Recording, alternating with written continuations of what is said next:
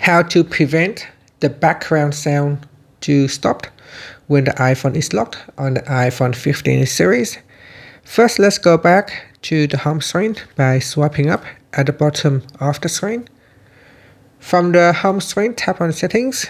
Now in the Settings page, we scroll down and then tap on Accessibility. Next, go down to the Hearing section and then tap on Audio and Visual. Next, in here, go down and tap on Background Sounds. Then, go down to the bottom and switch off Stop Sounds when locked. So make sure this is turned off.